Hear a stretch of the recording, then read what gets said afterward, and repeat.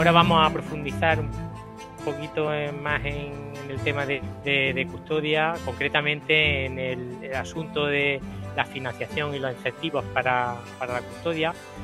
Para ello contamos con Fernando Martín Cobo, es director de la empresa Caminos y Ciencias, licenciado en Ciencias Ambientales y especialista en responsabilidad social corporativa, gestión de proyectos de sostenibilidad, desarrollo rural y huella de carbono. Y bueno, tiene también un amplio bagaje en el tema que nos trae esta tarde aquí, que es la custodia del territorio. Así que cuando quieras, Fernando, adelante. Muchas gracias, Enrique. Eh, Voy a compartir pantalla si me podéis confirmar que se vea correctamente. ¿Se ven? Se ve Sí. perfecta. Vale, genial. Bueno, pues antes de empezar, por supuesto, muchas gracias a todas las personas que habéis organizado este evento y por la invitación. Y, por supuesto, como siempre, mi enhorabuena, Oscar, por escucharlo. Siempre es un placer. Antes de empezar, de hecho, voy a aprovechar, enlazando con lo último que estaba diciendo Oscar, para hacer un pequeño disclaimer, digamos, una diferenciación. Él ha estado hablando de en la última fase de una vía de rentabilidad de los acuerdos de custodia, que es mediante la comercialización de productos o servicios que están encuadrados dentro del marco de un acuerdo de custodia del territorio. En este caso, lo que nos vamos a centrar serían fuentes de financiación externa, o incentivos de tipo fiscal, es decir, estamos hablando todo de fuentes de financiación que vienen de una vía pública o privada, pero que vienen a apoyar el proyecto, pero no necesariamente se generan a raíz de la actividad de la actividad productiva que se desarrolla en el entorno del acuerdo de custodia. Dicho esto, ¿qué es lo que vamos a ver? Sobre todo vamos a hablar una primera pincelada de incentivos fiscales, qué convocatorias de proyectos europeos son compatibles con la custodia del territorio, cuál es el rol de la responsabilidad social corporativa o empresarial aplicada a la custodia, y luego vamos a ver ejemplos concretos como son los temas de compensatoria de proyectos de fotovoltaica, instalaciones fotovoltaicas, compensación de huella de carbono y la generación de bonos de carbono. Antes de empezar con cualquiera de las vías de financiación que vamos a ver, hay algo que es muy importante sentar y dejar muy claro. No existen fuentes de financiación o incentivos que sean específicos de la custodia del territorio. Es decir, no hay unos fondos para custodia del territorio, no hay una línea de proyectos europeos de custodia del territorio, no hay una línea de huella de carbono y custodia del territorio.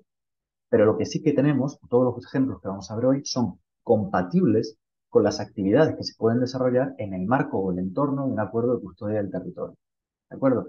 Por lo tanto, lo que vamos a ver es que la idoneidad o cómo de recomendable sea utilizar uno u otro de los medios que estamos planteando aquí va a depender de quién es la entidad de custodia, es decir, de la capacidad técnica o la capacidad de personal que tenga una entidad de custodia en un momento determinado, sobre la actividad que se esté desarrollando dentro del marco de la entidad de custodia, o bien directamente cuál va a ser la realidad de las actividades o los proyectos o la extensión territorial en la que se esté haciendo. Por lo cual, no hay una respuesta única sobre vías de financiación para todos los acuerdos de custodia del territorio, sino que va a depender mucho del contexto de cada uno de ellos y así podremos ver cómo puede funcionar o no cualquiera de estos elementos que estamos planteando. Pero sí que queremos hacer por lo menos un barrido sobre las principales vías de financiación que se pueden encontrar y ya en función de las características de cada proyecto, si a una persona le interesa, pues que pueda profundizar sobre estos elementos que vamos a poner encima de la mesa. Vamos a empezar con una cosa que es bastante breve, o por lo menos es bastante breve de modo inicial, que son los incentivos fiscales. ¿Por qué digo que es bastante breve? Porque vamos a tener una serie de tasas o una serie de impuestos que pueden estar bonificados, como puede ser el impuesto sobre las transmisiones patrimoniales o actos jurídicos, el impuesto de sucesiones o donaciones, el impuesto de sociedades o el impuesto de la renta de las personas físicas. ¿Cuándo vamos a poder optar dentro de la custodia del territorio por alguna de estas bonificaciones? Siempre y cuando la entidad de custodia esté declarada como una asociación de utilidad pública. Ya comentaba Oscar que las entidades de custodia son entidades sin ánimo de lucro, por lo tanto pueden ser y además están dedicadas o tienen un perfil de conservación y demás, por lo cual pueden estar consideradas o declaradas como asociación de utilidad pública, como podría serlo cualquier ONG o algunas fundaciones. ¿Qué ocurre?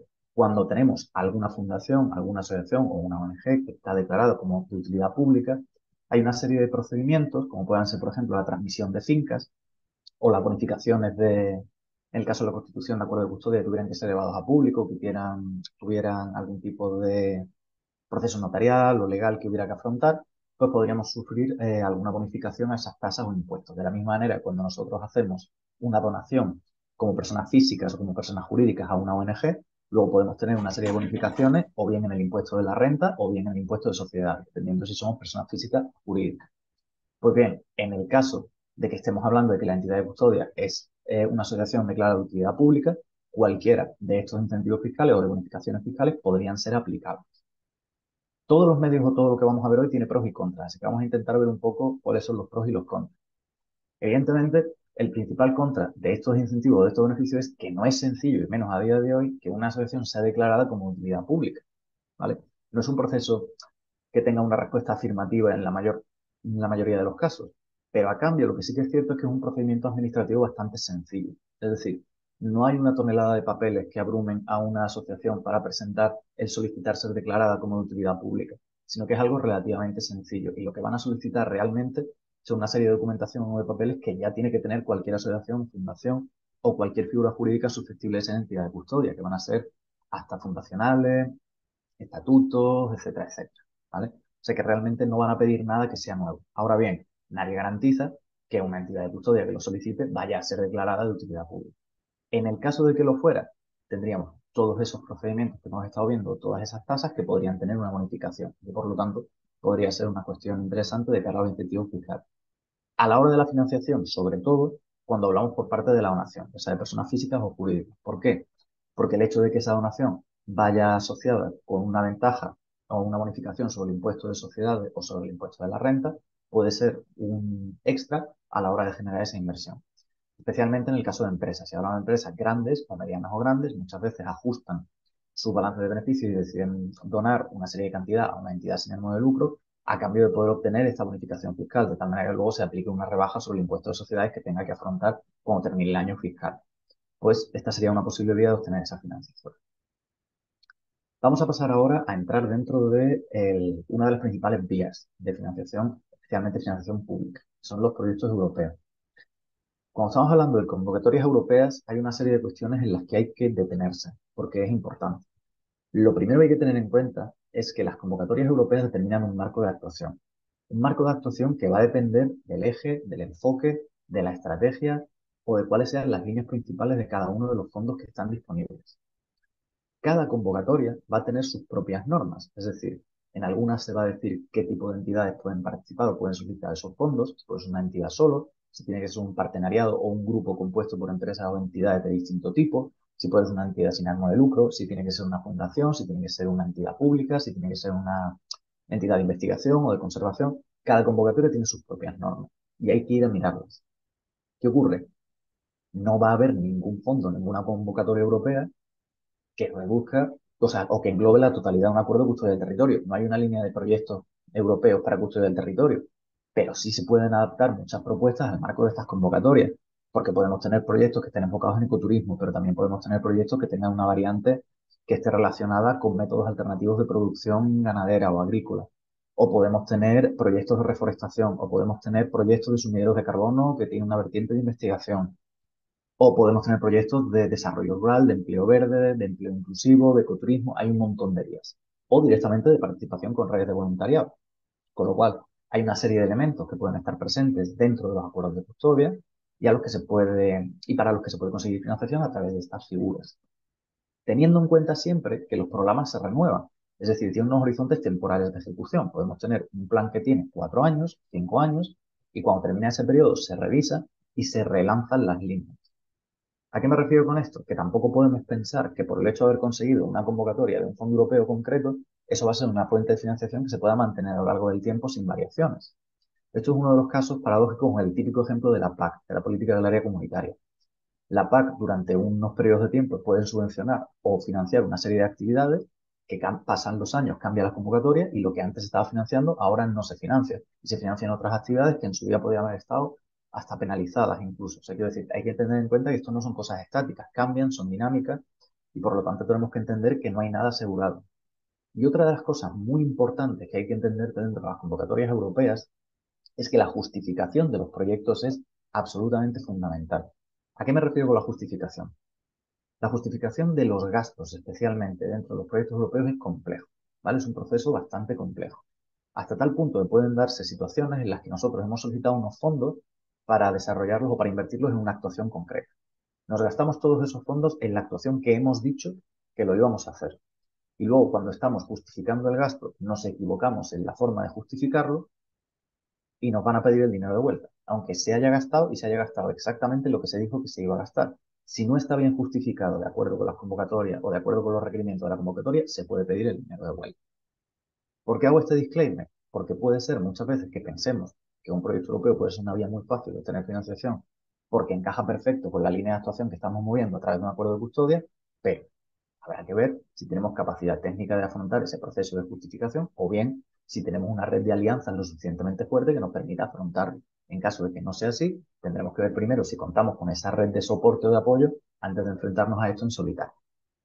Dicho esto, vamos a ir viendo cuáles son los distintos fondos que pueden ser plenamente compatibles con algunas de las actividades de la custodia. Vamos a ir viendo un poco por qué. Por un lado tenemos el programa Erasmus Plus. El programa Erasmus Plus es un programa de voluntariado europeo. Tiene dos líneas principales, una que es para estudiantes y otra que es para emprendedores. ¿Qué ocurre? Muchas veces lo que estamos planteando es que necesitamos actuaciones de voluntariado, porque las actuaciones de voluntariado pueden servir tanto para el impulso o, digamos, el tener el músculo necesario para desarrollar actividades que a lo mejor requieren una periodicidad o que requieren un primer momento de más manos o más colaboraciones, o bien directamente con el fin de visibilizar proyectos, de poner en valor las buenas experiencias o de intercambiar experiencias territoriales. Bueno, pues el programa Erasmus Plus lo que nos facilita es el acceso a una red voluntaria europeo en el que vamos a tener gente de todos los países que forman parte del proyecto y algunos países invitados que a lo mejor no forman parte de la Unión Europea, pero sí colaboran dentro de estos programas de Erasmus Plus, que nos va a permitir ese intercambio de personas y que va a permitir que estén presentes en determinadas actividades o actuaciones. Como además tenemos líneas para estudiantes y tenemos líneas para emprendedores, también puede servir para poner en valor prácticas alternativas de uso y gestión de recursos naturales, digitalización del medio rural o cualquier otra práctica que haya servido o que se pueda impulsar a través del marco de actuación de un acuerdo de custodia. Cuando hablamos además de estudiantes, tengamos en cuenta que hay estudiantes de todo tipo, pero es que en los acuerdos de custodia del territorio puede haber disciplinas de muchísimos tipos. Hemos estado viendo ejemplos que tienen una dimensión de gestión de ecosistemas, pero también tienen una gestión de conservación de flora y fauna, de protección de la biodiversidad, de protección del patrimonio etnográfico, de gestión del suelo, de gestión de recursos. En fin, hay un montón de elementos que están presentes y que por lo tanto hay un montón de disciplinas científico-técnicas que pueden verse beneficiadas de participar en un acuerdo de custodia, aunque solo sea a través de una red de voluntariado. Disciplinas como ciencias ambientales, ingeniería agrónoma, biología, eh, ecología, en fin, cualquiera que se os ocurra. Por eso puede ser una vía muy importante o una vía bastante útil para apuntalar la pata de voluntariado. Por otro lado, tenemos el programa Horizonte Europa. Este es un programa que se enfoca en proyectos de investigación, con lo cual el foco está puesto todo el rato en proyectos de I+D+I. ¿Qué ocurre? Que tienen líneas específicas de financiación para proyectos que sean compatibles con la conservación y la gestión de los recursos naturales. Por su propia definición, necesitan que los líderes de estos proyectos sean entidades de investigación, como puede ser, por ejemplo, una universidad pública o privada. En España, la mayoría de las universidades que solicitan estos proyectos son públicos, o centros de investigación del CSIC. Pero se pueden apoyar en un partenariado, es decir, en un conjunto de entidades que se presentan juntas a estos proyectos. Suelen ser, de hecho, proyectos que tienen que ir varias entidades de varios países y de distinto tipo. De hecho, se suelen buscar en estos proyectos si tienen algún tipo de relación o en la medida de lo posible garantizar que haya representantes de investigación pública, empresas medianas, pequeñas, pymes, organizaciones sin ánimo de lucro, para intentar involucrar al mayor número posible de estamentos sociales en el desarrollo de estos proyectos. Con lo cual puede ser un momento dado un espacio interesante si tenemos en el marco de un acuerdo de custodia actividades relacionadas con proyectos piloto de investigación, ya sea de prácticas agroganaderas, de uso o conservación de especies endémicas, de gestión de la biodiversidad, de sumideros de carbono. Hay un montón de elementos, un montón de líneas relacionadas con la gestión de los recursos hídricos o cualquier otros elementos que podamos pensar, incluso mitigación del cambio climático, que se pueden poner en valor porque además muchas veces lo que nos hace falta es tener un espacio donde poder desarrollar unas prácticas o unas metodologías que permitan el salto de la teoría a la práctica. Claro, un acuerdo de custodia del territorio puede poner el terreno, el territorio, el espacio sobre el que desarrollar esas prácticas. Y si sirve además para monitorizar y controlar lo que se está haciendo a través de un proyecto de investigación con financiación externa, puede ser interesante en un momento determinado. Otra de las convocatorias interesantes son los fondos FEDER de cooperación territorial. ¿Por qué? Porque tienen líneas enfocadas, por ejemplo, a la innovación en pymes o a métodos a economías productivas bajas en carbono, desarrollo rural, empleo inclusivo y directamente turismo sostenible. Ya hemos visto antes toda la vertiente de turismo sostenible, como comentaba Oscar, ¿no? Lo bien que casaban el turismo sostenible o el ecoturismo con la custodia del territorio. Pues en este caso es una de las líneas que se impulsa directamente desde los fondos FEDER, con lo cual en un momento determinado nos puede servir para planificar o para difundir un acuerdo o directamente para conseguir la financiación que nos permita la infraestructura necesaria para echar a andar un proyecto, luego conseguir que poco a poco nos vayamos desligando de la necesidad de esa financiación gracias a las actuaciones de comercialización de productos o servicios como las que comentaba Oscar. Al final de lo que se trata es de que muchas veces la financiación externa nos puede servir para ese primer empujón o para abarcar más de lo que necesitamos, pero no podemos hacer tampoco dependientes permanentemente a los proyectos o al acuerdo de custodia de la financiación. La idea es que consigamos la infraestructura que nos permita andar. Era un poco lo que comentaba un ejemplo de Global Mature o varios proyectos que hay, por ejemplo, la SEO Life, comercialización con proyectos Live, que vamos a ver ahora, y comercialización de aceite dentro de manejos sostenibles de olivar. Al final, siempre conseguimos por un lado el empujón, pero por otro lado tenemos que ver cómo gestionarlo una vez que hayamos hecho uso o disposición de esa financiación, para intentar desligarlo de la necesidad de una inyección permanente de financiación externa. ¿Por qué el programa LIFE es muchas veces el primero que se piensa o el que está más vinculado con la custodia del territorio? Porque está centrado en la conservación de la biodiversidad, en la protección de especies y su entorno y porque directamente desde el origen del programa LIFE aporta subvenciones o financiación a entidades sin ánimo de lucro, fundaciones, asociaciones, etc. Con lo cual, claro, ya por su propia definición casa muy bien con lo que es la definición de la custodia del territorio. Pero ya hemos visto que la custodia del territorio puede llevarse a cristalizar en proyectos de índole muy distintos, con lo cual no necesariamente todos los proyectos van a ser ideales para un programa live, podrían estar encuadrados mucho más en alguna de las otras líneas que hemos estado comentando. Dependerá del proyecto, dependerá de la realidad que tenga. Pero en este caso estamos viendo muchos programas live vinculados con custodia del territorio por eso, porque a priori es un marco de actuación que está muy relacionado con el marco de actuación de la custodia del territorio en genérico. Entonces, a partir de ahí podemos ir estableciendo un caso, un proyecto con unas casuísticas concretas. Ya sea, por ejemplo, el tema de ecoturismo, comercialización de productos, el tema de olivares vivos, por ejemplo, que es la gestión sostenible del cultivo del olivar, etc. O sea, vamos a tener una serie de elementos que pueden servir para orquestar este tipo de proyectos de conservación. Por otro lado, también tenemos la política agraria comunitaria, que tiene líneas de financiación de proyectos que tengan el foco puesto en transmisión de conocimiento, gestión sostenible de los recursos, modelos productivos bajos en carbono y conservación de ecosistemas productivos.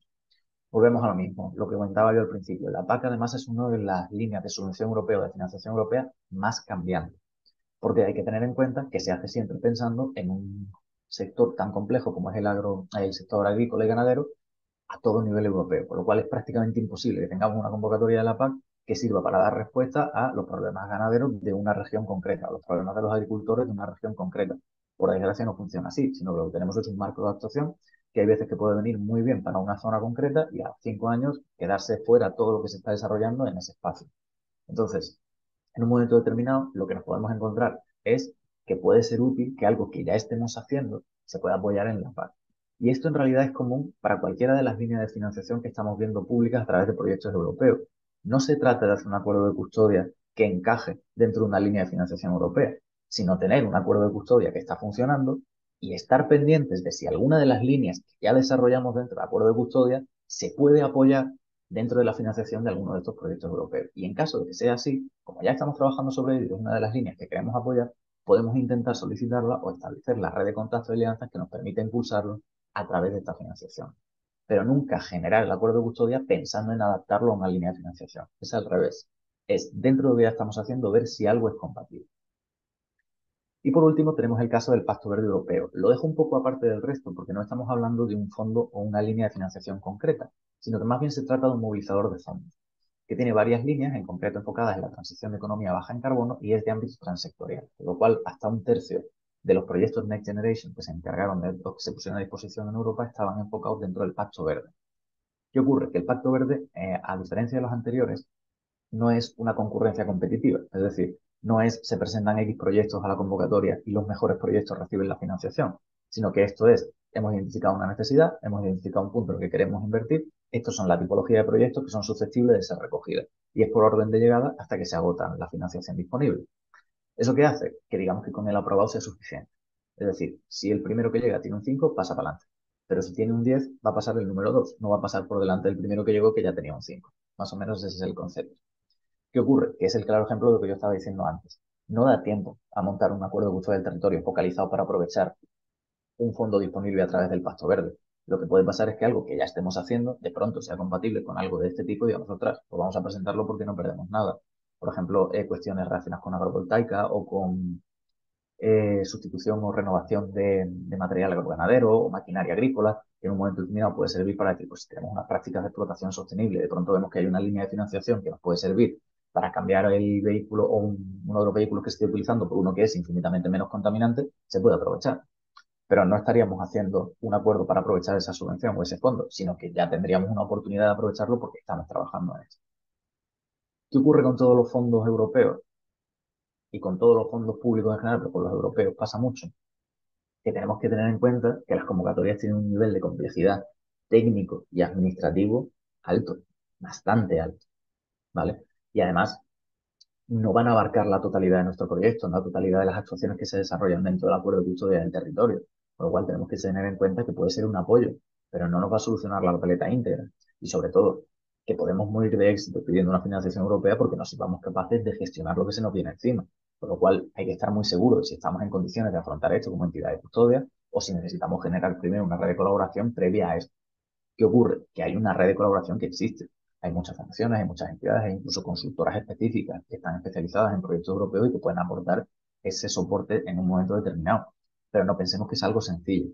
Pero claro, si ese es el contra, el principal pro es que tiene la capacidad de movilizar una gran cantidad de financiación, con lo cual hay un momento determinado en que podemos acceder a un chorro de financiación inmediato que nos permita dar ese impulso que necesitábamos para implantar unas cuestiones estructurales. A lo mejor tenemos un proyecto que está funcionando muy bien a escala local, pero no tenemos, o a escala microlocal, pero no tenemos los recursos para convertirlo en un proyecto regional. Y a través de una convocatoria de este tipo podemos conseguir ese impulso para que lo que ya se está haciendo bien, difundirlo a un ámbito más amplio.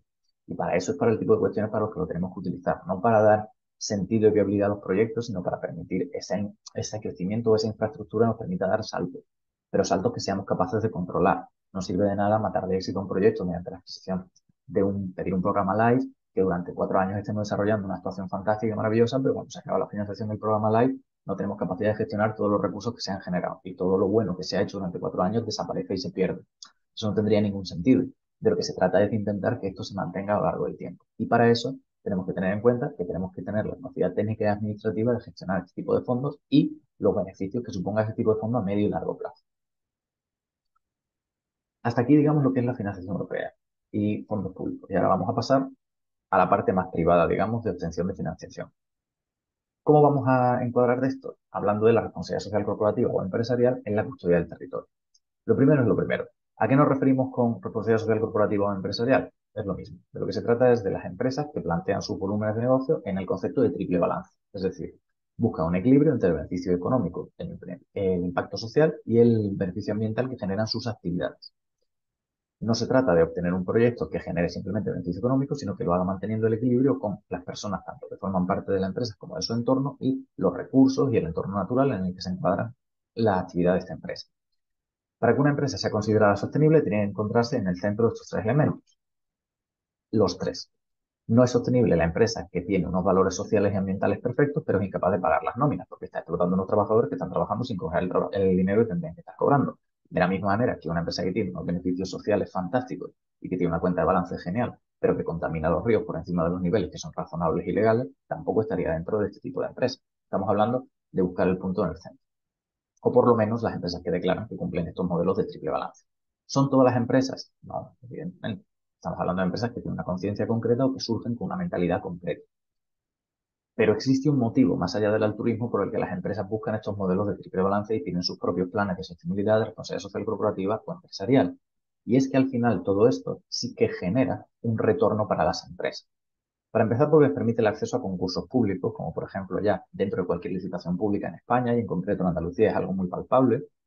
Existen lo que se denominan las condiciones especiales de ejecución. Y dentro de las condiciones especiales de ejecución de los contratos aparecen las condiciones sociales, laborales y ambientales. De tal manera que lo que se está es exigiendo un compromiso o un desempeño dentro de la dimensión ambiental a las empresas que quieren ser susceptibles de ejecutar ese contrato público.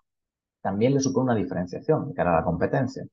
Les supone una prioridad en licitaciones, no solo del sector público, sino también del sector privado, con muchas multinacionales que trabajan con una red de distribuidores y de proveedores, lo que hacen es delegar su responsabilidad o hacer que la cadena de, no delegar, sino que la responsabilidad que ellos obtienen, los compromisos que ellos tienen, se tienen que mantener mediante toda la cadena de producción para mantener la trazabilidad. Con lo cual, por ejemplo, si una empresa grande decide que va a ser neutra en carbono, le va a exigir a todos sus proveedores que calculen y reduzcan su huella de carbono si quieren trabajar con ellos. Si no, no les va a interesar. Porque hablábamos antes, por ejemplo, del caso de, comentaba Oscar, la carne comprada para Dores, ¿no? Probablemente lo haga porque Paradores quiera tener una imagen corporativa concreta y lo que quiere es que los productos que oferta tengan unos requisitos concretos. ¿Por qué? Porque eso supone una diferenciación y una significación de calidad, porque además mejora la imagen con respecto al consumidor. En un momento determinado incluso supone una mayor productividad de los trabajadores que sienten que trabajan en empresas que están alineadas con sus propios valores y con sus propios valores personales, sus propios esquemas de ideas, de valores o de percepción del entorno. Y además elimina el riesgo de sanciones. Al final, las normativas ambientales son cada vez más estrictas y la dinámica en los últimos 25 años es hacerlas más estrictas cada vez. ¿Eso qué significa? Que si vamos apurando el límite legal, cada vez que hay una modificación en una normativa, nos quedamos fuera de los márgenes de esa normativa. Es mucho más seguro tener una actuación que sea más ambiciosa o que vaya más allá de lo que es exigible a nivel legal, de tal manera que tenemos un margen de maniobra, por más que se vayan endureciendo las políticas ambientales, en el que seguiremos estando, digamos, en la zona segura. De hecho, esa es la mejor definición de la responsabilidad social corporativa o empresarial, es ir más allá de lo que exige la normativa en un intento de integrar esos conceptos de triple balance para las empresas que quieren ser más comprometidas que el resto, de manera voluntaria. ¿Qué ocurre? Que esto se cristaliza muchas veces en dos vertientes principales. Por un lado están los voluntariados corporativos, que no es algo que que no es algo que sea baladí. Porque por un lado tenemos las dinámicas de team building, cada vez están más focalizadas a actuaciones puntuales o alineadas con una estrategia de manera recurrente, como pueden ser, por ejemplo, la limpieza de playas, los voluntariados corporativos relacionados con la reforestación o actuaciones que sirvan para desarrollar actividades en el entorno de naturaleza o de conservación y mejora del entorno a través de las personas que trabajan dentro de esa empresa. ¿Qué ocurre? Que estamos hablando de que si es una empresa mediana o grande, en un día pueden ir 100, 200, 300 personas voluntarias a gastos pagados. Es decir, a la entidad de custodia que está organizando lo mejor o que se preocupa por la limpieza del litoral, de pronto un día cuenta con 300 voluntarios que vienen por sus propios medios y que tienen todo lo que necesitan para desarrollar la actividad ese día. Y ese día se puede hacer una limpieza tremenda, o se puede hacer un proyecto de reforestación, o se puede hacer una zona de limpieza de bosque, o lo que sea, porque hay un impulso de personas que están dispuestas a sumarse a este tipo de actuaciones. ¿Qué ocurre? Que van a funcionar mejor cuando tenga una vinculación directa la, la empresa con la actividad que se esté desarrollando. O sea, por ejemplo, si estamos hablando de Iberdrola, que está relacionada con energías renovables, pues todo lo que tenga que ver con planes de reforestación, tema de energía limpia, etcétera, sea más sencillo. Si estamos hablando de empresas relacionadas con el deporte activo y de naturaleza, pues tendrá más que ver con las zonas de entorno de montaña. De eso es de lo que se trata. Por otro lado, ¿qué tenemos? También tenemos la vía de la financiación directa de proyectos. Pero para esto hay que tener en cuenta una cosa. Las empresas no son bancos, ni son fundaciones, ni están para hacer donaciones. Por lo cual, si lo que pretendemos es que una empresa privada financie directamente una actividad, lo primero tiene que ser una causa que esté vinculada con la organización. Es decir, tiene que estar alineada con la misión y los valores que tiene. O con los compromisos ambientales que ha adquirido esa propia empresa. De tal manera que si una empresa ha dicho, como por ejemplo IKEA, que tiene un compromiso muy fuerte con la economía circular y con la gestión sostenible de los recursos forestales, si un proyecto que Custodia del Territorio pasa por obtener la certificación FSC o alguna otra certificación relacionada con la gestión sostenible de los recursos forestales, puede interesarle a IKEA por dos motivos. En primer lugar, porque va alineado con su compromiso en la gestión de los recursos forestales. Y en segundo lugar, porque puede ser encontrar un nuevo proveedor, porque IKEA solo trabaja con proveedores que tengan un sello FSC. Ahí estaremos hablando de un proyecto que podría estar alineado con los intereses de una empresa, con lo cual podría ser susceptible de esto. ¿Qué ocurre? Que las empresas también buscan que sean proyectos con proyección de futuro, que tengan la posibilidad de ser escalables. Es decir, si una empresa se va a vincular con un proyecto aportando financiación, evidentemente va a querer que se reconozca la labor que hacen financiando esa labor. Y van a querer que sea un proceso que pueda ser escalable, que cada año se pueda continuar y que sea algo que no sea aportar financiación una vez y que se pierda, sino que el retorno que obtiene esa empresa sea perdurable a lo largo del tiempo. Cuando hablo de retorno no me refiero a un retorno financiero, es decir, no es un préstamo, pero sí que existen muchos retornos que son intangibles que a la empresa le van a resultar muy potentes, como puedan ser campañas de poner en valor lo que han estado haciendo, es una mejora de reputación, obtención de nuevos proveedores, acceso a nuevos mercados, hay toda una línea, toda una red de servicios o de retornos de intangibles que pueden ser interesantes para una empresa en un momento determinado. Pero tenemos que tener en cuenta que cuando vamos a pedir financiación para este tipo de proyectos, tienen que estar vinculados con este tipo de empresas. De la misma manera que estamos hablando cuando se plantean proyectos de agrovoltaica o de compatibilidad de métodos de agricultura y métodos de producción de energía renovable, ¿a quién habrá que ir? Pues a empresas que trabajan con energía renovable. Esto es a lo que me vengo a referir. Si estamos hablando de proyectos que son sobre mejora de los recursos hídricos y modelos de acuerdo de custodia que buscan promover métodos tradicionales o alternativos de gestión de los recursos hídricos en el ámbito agroganadero, pues tenemos que ir a empresas que gestionen el recurso hídrico. Serán nuestro target para buscar este tipo de financiación para este tipo de proyectos y convertirlo como en espacios pilotos de algo que puedan sacar, entre comillas, sacar de hecho esas empresas a medio y largo plazo. ¿Qué ocurre? Que para que una empresa tenga o le resulte atractivo este proyecto, pues estamos hablando de eso, tiene que haber ese retorno. Ese retorno puede ser intangible.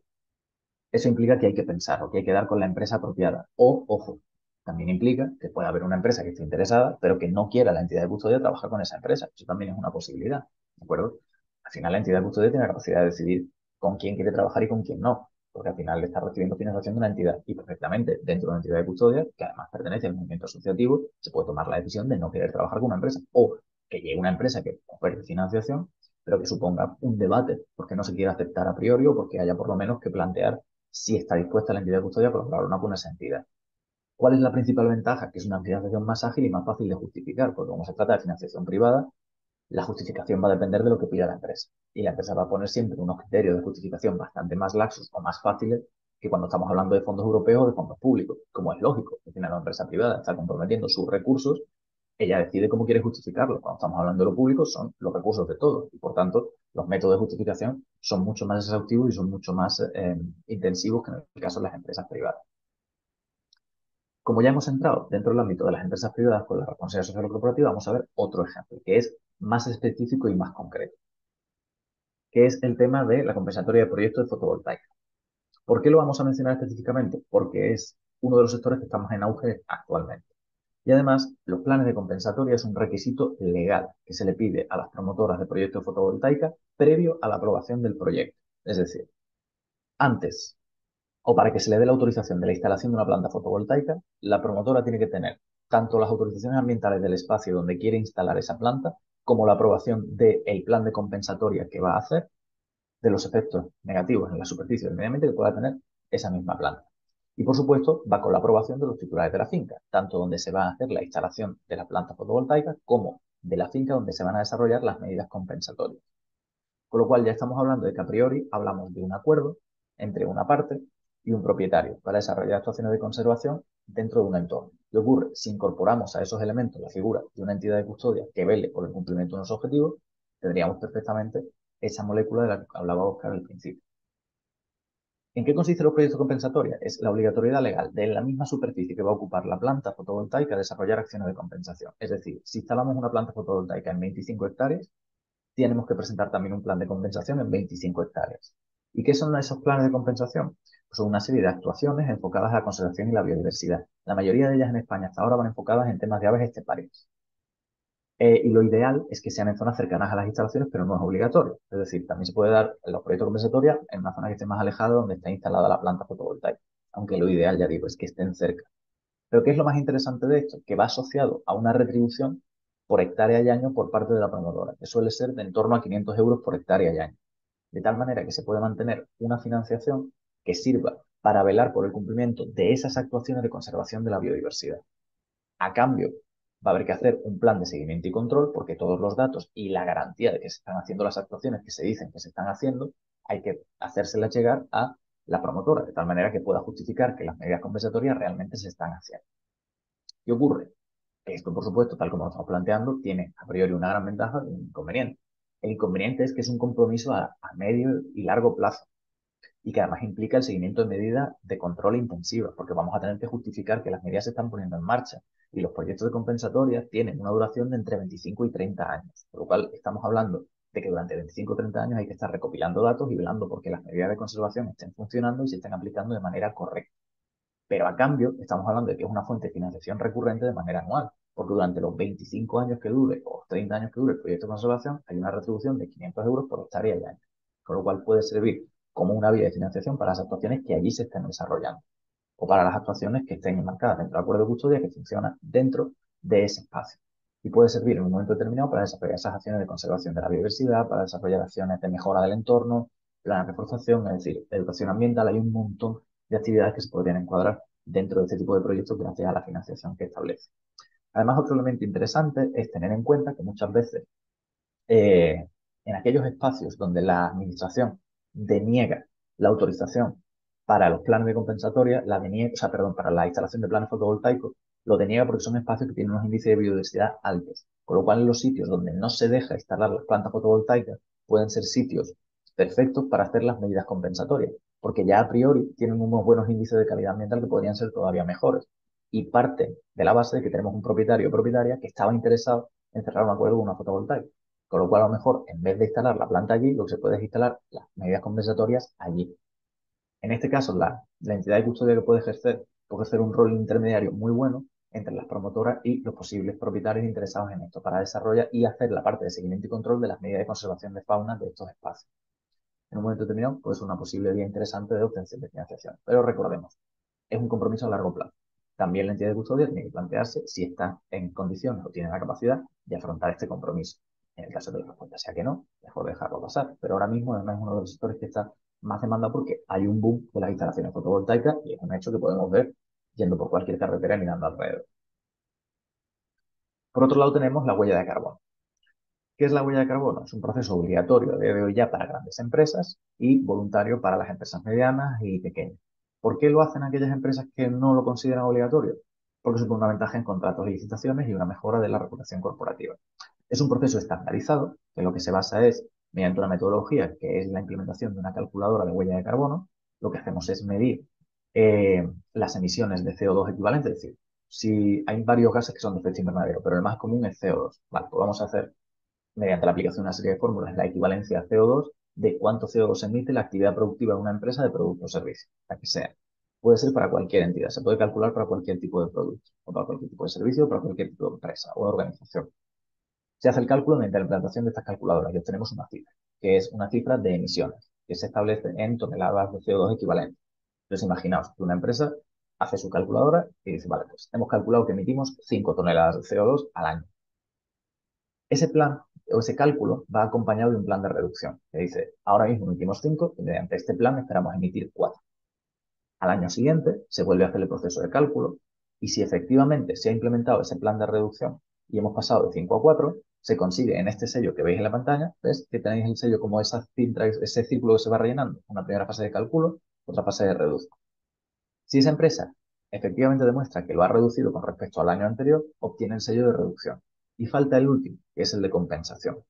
¿Para qué sirve el de compensación? Sirve para convertirse en una empresa neutra en carbono y es todas aquellas emisiones que no somos capaces de reducir, compensarlas. Por desgracia, no existe proyecto o proceso que genere cero emisiones. Cualquier actividad humana que implique la extracción o la transformación de los recursos o la prestación de un servicio va a suponer que tiene un impacto negativo externo, una externalidad ambiental negativa mayor o menor, y evidentemente están los procesos de eficiencia para reducirlo lo máximo posible, pero seguimos teniendo una parte que no vamos a poder reducir. Ahí es donde entra la figura de compensación. ¿Y cuál es la principal vía de compensación a día de hoy? La reforestación. Por lo cual, proyectos de reforestación pueden ser interesantes como una vía de compensación para las empresas que quieren ser declaradas como neutras en carbono. Como estos procesos están estandarizados, al final lo que se hacen es plataformas de registro, tanto para la calculadora de la huella como para la calculadora de la compensación de las emisiones. Aquí tenéis dos ejemplos. Arriba tenéis un ejemplo, la captura de la calculadora del ministerio sobre las emisiones, donde tú identificas, por ejemplo, en este caso estamos hablando del tipo de combustible de los vehículos que sean titularidad de la empresa. Pues aquí tenemos, por ejemplo, ponemos el edificio, el tipo de combustible, el edificio de la sede que están calderas, motores, lo que fuere. Entonces, hablamos, por ejemplo, de una fábrica, pues vamos a identificar dónde está, qué tipo de combustible utiliza y al final obtendremos unos datos sobre las emisiones que genera. Y cuando estamos hablando de los proyectos de compensatoria, lo que tenemos es una calculadora como la de abajo, en la que lo que hacemos es una serie de inputs que tenemos que introducir y otra serie de elementos que son fórmulas o estimaciones, de tal manera que al final podemos saber más o menos cuántas especies necesitaríamos, cuántos árboles o individuos necesitaríamos para compensar esa huella de carbono. Entonces, al final, de lo que se trata es que podemos calcular qué incidencia de reforestación o cuántas hectáreas tenemos que reforestar para compensar la huella de carbono de una empresa. Toda aquella empresa que quiere ser neutra en carbono financia proyectos de reforestación o una de las vías que tiene para ser neutra en carbono es la financiación de estos proyectos de reforestación. Yo sé que todo esto es complejo, por eso voy a terminar para poder pasar a las dudas porque entiendo que todos estos procesos no son sencillos. Pero hay que tener en cuenta que para la mayoría de las empresas sigue siendo voluntario. No obstante, las grandes empresas tienen grandes cantidades de CO2 que compensar. Y además, los proyectos de compensatoria de huella de carbono, igual que pasamos en el tema de la fotovoltaica, es a muy largo plazo. Estamos hablando de 50 años, con lo cual es una vía de financiación tanto del proceso de reforestación en sí, con la financiación de las plántulas, como también del seguimiento y control. Incluso abre vías a financiación de otros proyectos, a la generación de empleo verde en el medio rural, por ejemplo. La mayoría de las empresas grandes que reforestan grandes extensiones de terreno para compensar huella de carbono lo que hacen es que lo suelen hacer el seguimiento mediante drones, de tal manera que mediante la imagen de los drones se puede calcular la masa forestal que se está yendo de año a año, o las plantas que han sobrevivido, o cómo va evolucionando, para introducirlo en esa calculadora que estábamos viendo.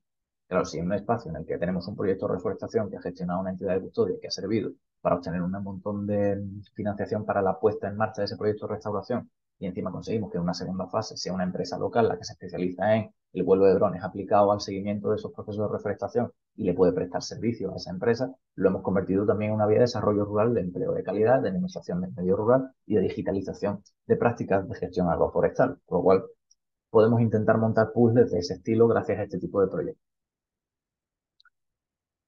Y por último, esto es, digamos, de rabiosa actualidad porque es un mercado que está en plena alza y además es todavía muy nuevo, que es la generación de bonos de carbono. No es tanto como la huella de carbono que hablamos antes, sino la generación de bonos de carbono que se puedan comercializar. ¿Cómo funciona este proceso? Voy a intentar ser lo más claro posible. Con este proceso lo que se busca es recompensar a aquellas empresas que desarrollan una serie de procesos, que son los que están recogidos dentro del CDM Methodology, eh, que al final es un listado de actividades que lo que sirven es principalmente para dos cosas. O bien, para reducir significativamente la huella de carbono de las industrias a las que pertenecen, es decir, buenas prácticas dentro de cualquier sector. Por ejemplo, imaginaos que estamos hablando de la industria del acero. Pues si hay un proyecto que consigue reducir, o un proceso industrial que consigue reducir a la mitad las emisiones de CO2 que genera la producción de acero de esa manera, eso sería un ejemplo de buena práctica. Porque si todos los productores de acero utilizaran esa metodología, reduciríamos a la mitad. O proyectos que lo que hacen directamente es retirar CO2 de la atmósfera, como sumideros de carbono. Sumideros de carbono, como pueden ser por gestión de suelo, por métodos de gestión de masa forestal, gestión de biodiversidad, reforestación, etc. Todos esos elementos que están recogidos ahí, lo que se está diciendo es, si tenemos una actividad de este tipo, es susceptible de generar un bono de carbono, como una recompensa a esa buena práctica. ¿Qué supone generar este bono de carbono? Pues supone es, si estamos desarrollando uno de estos procesos, podemos recurrir a una entidad certificadora o auditora, como es Biocarbon o Verra, Verified Standard, que lo que hacen es decir, vale, con la metodología que tenemos descrita de cómo tienen que ser los procesos, nosotros damos fe de que el proceso se está haciendo de la manera correcta. Y esto genera un bono de este tipo. Y ese bono se puede subir a un mercado, como por ejemplo el que tenéis abajo de Corsair, que es un mercado donde se comercializan esos bonos de emisión. Este mercado en concreto es para el sector de la aeronáutica, que es uno de los que tiene más huella de carbono que compensar. Luego, en ese fondo, lo que hay son empresas de aeronáutica o empresas o compañías aéreas que lo que buscan es compensar sus emisiones. Por lo tanto, lo que hacen es comprar esos bonos.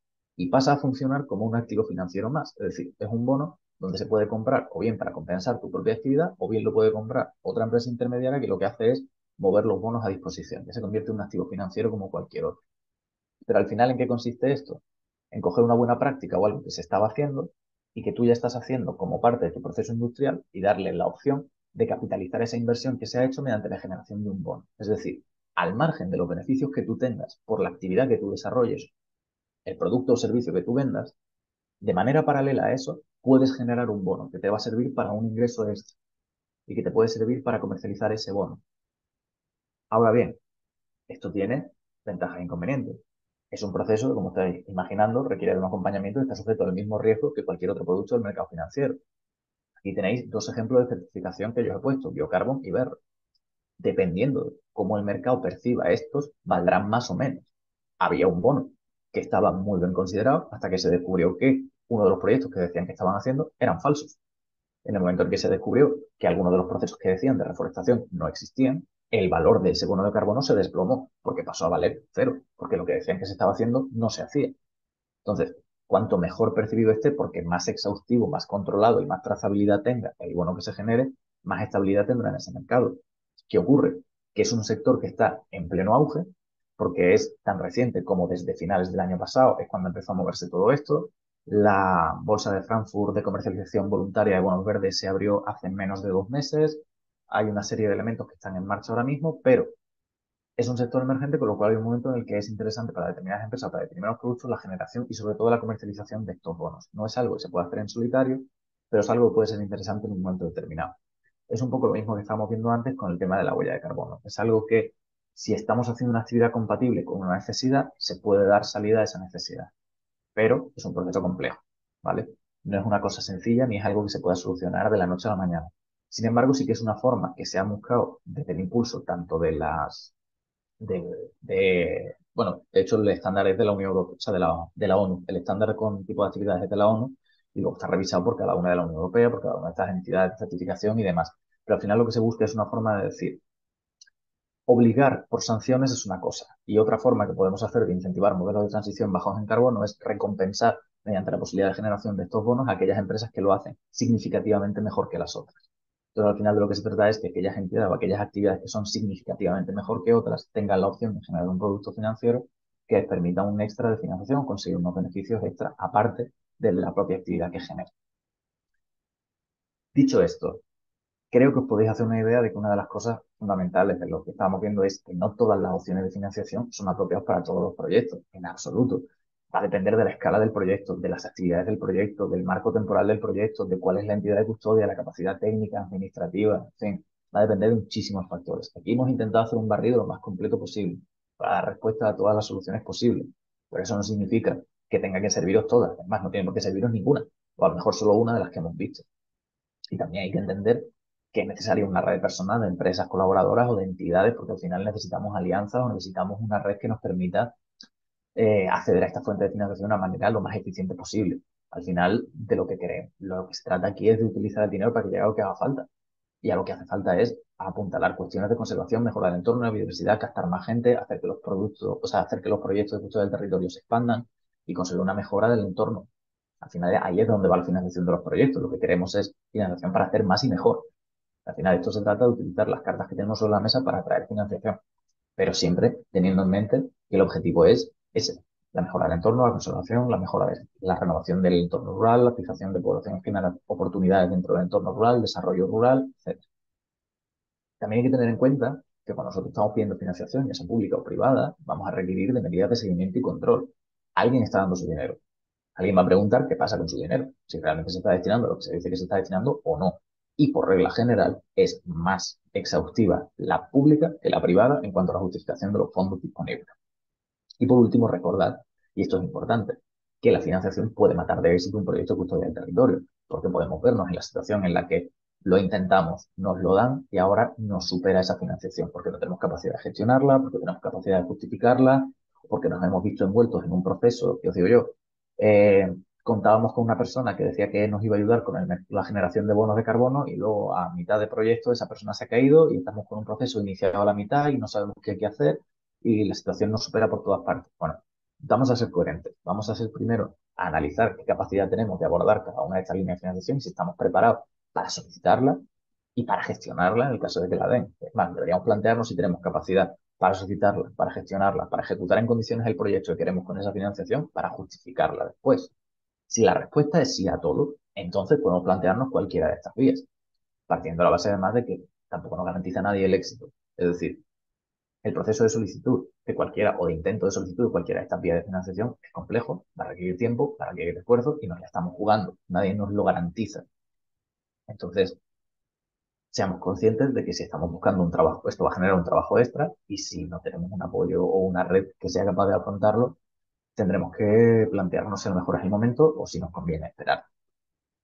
Dicho esto, sé que he dicho muchas cosas muy rápido, así que prefiero dejar un poco de tiempo para resolver dudas y nada, pues ahí tenéis nuestro contacto y nuestra web por si necesitáis algún tipo de asesoramiento extra o que os cuente algo con más detalle. Bueno, muchas gracias, Fernando, por la exposición eh, eh, pues tan clarita que nos ha hecho de un tema complejo. ¿Eh? Está claro que la custodia del territorio, tanto en lo que pueda ser la agregación de actores como la fórmula de financiación, es múltiple. Cada proyecto, pues, un mundo, ¿no? Totalmente. Bueno, sí que veo en el chat un par de preguntitas, a ver si las puedes responder brevemente, que todavía Sí, nos claro. queda una ponencia. Hay una, que es un caso práctico que te ponen. Miguel Ángel pregunta que cómo se podría calcular la huella de carbono en el caso de una jornada de observación de aves. Tenemos muchas empresas aquí Vale. asistentes de Ujú. ecoturismo. ¿Eh? Vale, pues mira, Miguel Ángel, aquí en Andalucía la herramienta más cómoda, con diferencia, es el SAFE. Es una calculadora que es una hoja de Excel que se puede descargar gratuitamente, que es del Servicio Andaluz de Compensación de Emisiones, ¿vale? Entonces ahí lo que vamos a tener es una serie de pestañas donde vamos a introducir unos inputs de información.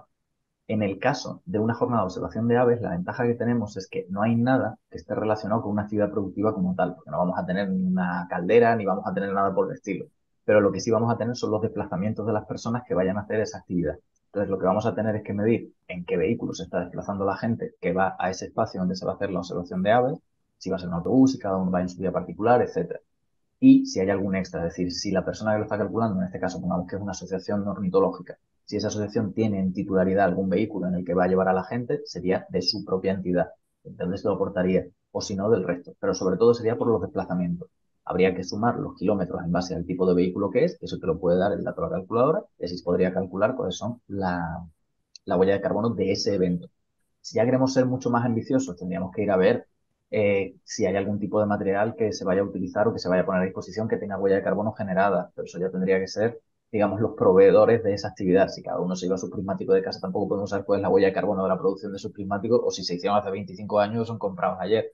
Pero en el caso de los eventos, casi siempre se suele hacer con eso. Los eventos suelen depender de dos cosas: el transporte de la gente para los eventos y, en el caso de que exista, el gasto energético, la luz o etcétera. Y ahí lo que se haría sería, en el caso de que hubiera un gasto de luz, ver con qué empresa es, cuánto se ha consumido y qué tipo de fuente de energía tiene esa empresa: ¿es renovable, no renovable, etcétera? Todo eso se puede calcular con una serie de pestañas, de tal manera que nosotros seleccionamos las opciones igual que el vehículo. Al final lo que te dicen es tipo de vehículo, tipo de combustible, kilómetros, y te hace directamente el cálculo.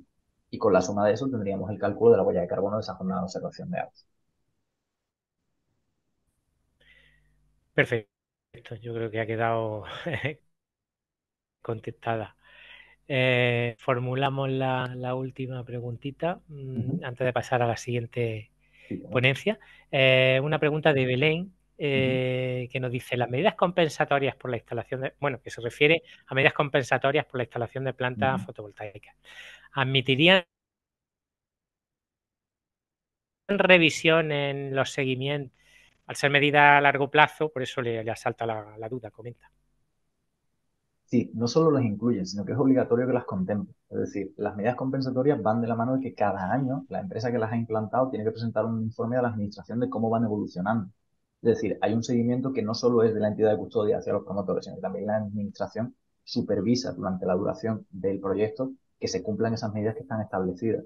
De hecho, por ejemplo, ya se están empezando, como ya llevamos un tiempo, ya se están haciendo más cosas, cada vez hay más empresas o promotoras que directamente están planteando actividades más ambiciosas todavía de reforestación o de compensatoria, es decir, que sean más beneficiosas para el medio o que sean más apropiadas para el entorno en el que se están haciendo.